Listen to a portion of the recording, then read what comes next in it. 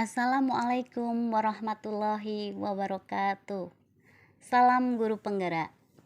Pada kesempatan kali ini saya Suparmi SPD, calon guru penggerak angkatan 9, unit kerja SMK Iptek Wonosukoharjo, akan memaparkan kesimpulan dan refleksi Ki Hajar Dewantoro pada tugas antar materi modul 1.1.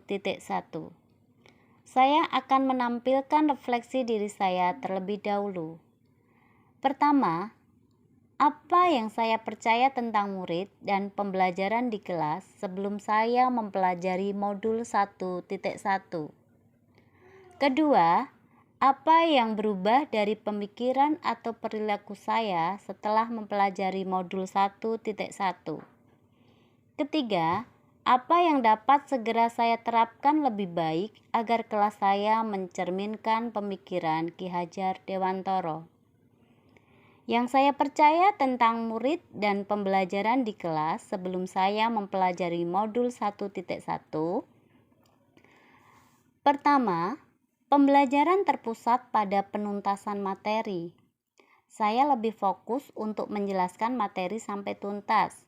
Saya menganggap itu terpenting yang harus dipahami oleh siswa dengan tidak mempertimbangkan suasana di kelas. Apakah siswa saya sudah bosan dalam pembelajaran atau mulai jemu? Kedua, guru menjadi pemandu di setiap pembelajaran.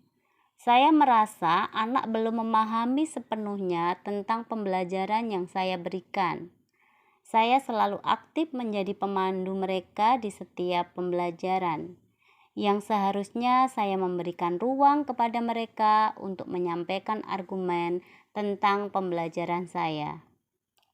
Ketiga, guru fokus pada ketertiban siswa dengan suasana tenang dan duduk rapi. Sebagai guru, saya ingin ketika pembelajaran di kelas, siswa nampak tenang, rapi, dan disiplin dalam segala hal. Duduk tenang, nampak memperhatikan itu membuat saya merasa sukses ketika proses pembelajaran. Saya lupa merefleksi hasil siswa yang mana dalam proses pembelajaran tersebut. Keempat, semangat belajar siswa kurang baik karena cenderung mudah bosan. Selama proses pembelajaran terkadang menjumpai siswa menunduk, ada yang bermain HP sendiri. Kelima, guru belum bisa memahami semua karakter siswa di dalam kelas.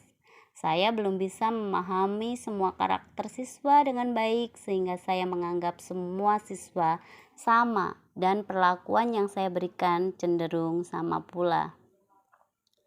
Setelah saya mempelajari modul 1.1, ada perubahan yang selama ini saya alami di kelas. Dari pemikiran atau perilaku yang pertama. Yang pertama, merubah pola pikir siswa. Pertama yaitu belajar tidak hanya sekedar mempelajari materi sesuai mata pelajaran. Di sini saya berusaha untuk mengemas semua cakupan dari beberapa unsur yang saya terapkan dalam pembelajaran. Selain materi yang saya sampaikan, saya menambah atau menyisipkan pembelajaran di luar modul saya. Seperti saya mengajak menyanyi bahasa Inggris bersama, dan tanpa disadari anak-anak sebenarnya sudah belajar banyak pengucapan kata dalam bahasa Inggris. Selain itu, saya juga menanamkan sikap dan budi pekerti kepada siswa ketika proses pembelajaran berlangsung. Kedua, guru harus memahami setiap karakter anak ketika pembelajaran berlangsung. Menjadi pendidik yang hebat, yaitu yang bisa masuk ke dunia anak, guru harus peka terhadap kondisi setiap anak, sehingga guru tahu bagaimana memperlakukan setiap anak dalam pembelajaran. Ketiga, pembelajaran harus terpusat pada siswa, student center. Guru bukanlah sumber utama dalam pembelajaran, melainkan siswalah yang harus menjadi pusat pembelajaran dengan memberikan ruang dan kebebasan untuk mengeksplor diri mereka dengan baik dengan tuntunan dari sang pendidik. Selanjutnya, merubah perilaku. Yang pertama, menciptakan pembelajaran yang menarik dan mudah dipahami siswa.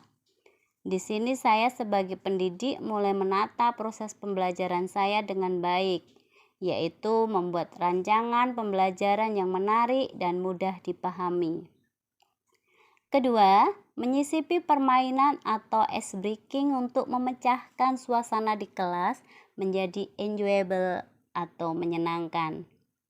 Belajar tidak hanya fokus di materi, ada kalanya guru harus bisa memecahkan suasana menjadi asik, sehingga siswa bisa segar kembali setelah berpikir.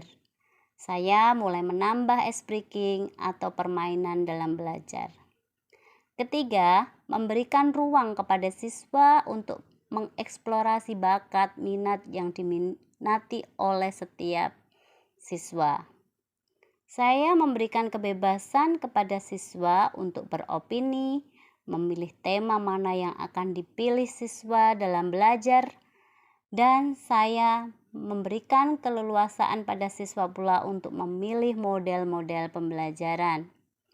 Keempat, pembelajaran tidak hanya fokus pada aspek kognitif, melainkan juga masuk ke ranah afektif dan psikomotorik.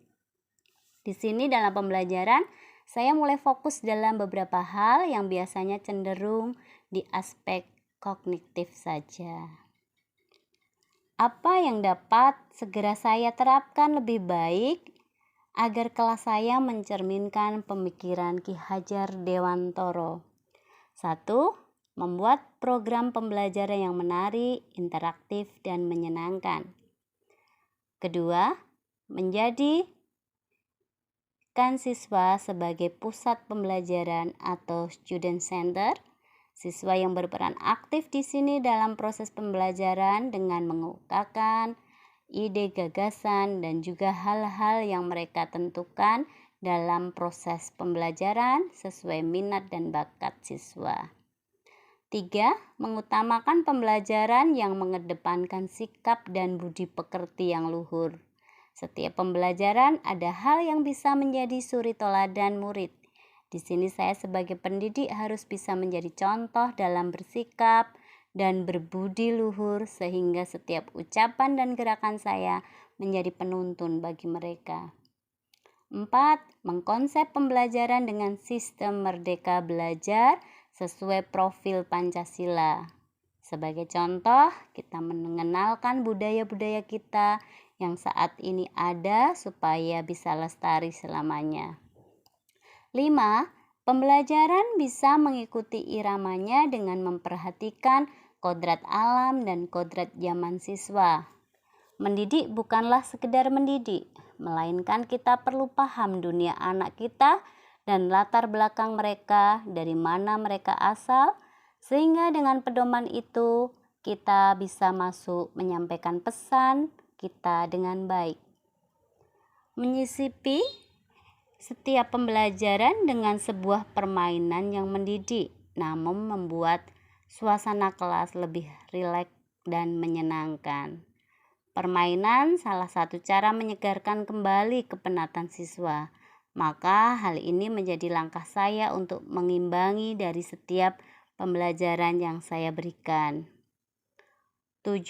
Guru fokus sebagai penuntun yang baik dalam proses pembelajaran. Saya sebagai pendidik di sini adalah penuntun bagi siswa yang mengarahkan dan meluruskan setiap arah pembelajaran untuk mencapai tujuan dari sebuah pembelajaran. Terakhir, yang ke-8, menerapkan trilogi pendidikan. Ing ngarsa sung tulodo, ing madya mangunkarsa, tutwuri handayani. Saya yakin bila semua pendidik berpedoman pada semboyan Ki Hajar Dewantoro, pendidikan di Indonesia akan berhasil dan menghasilkan generasi bangsa yang baik dan berbudi pekerti. Kesimpulan yang bisa saya sampaikan adalah pendidikan yang seimbang adalah satu rangkaian dari pendidikan akademis dan menanamkan budi pekerti yang luhur. Pendidikan adalah proses menuntun siswa untuk belajar sesuai kemampuan yang diminati dengan memperhatikan kodrat alam dan kodrat zaman. Pendidikan adalah proses yang untuk bertumbuh dan berkembang dengan merdeka belajar yang memperhatikan segala aspek fisik, mental, jasmani, dan rohani sehingga terciptalah pembelajaran yang menyenangkan. Demikian, terima kasih. Wassalamualaikum warahmatullahi wabarakatuh. Salam sejahtera dan bahagia untuk kita semua.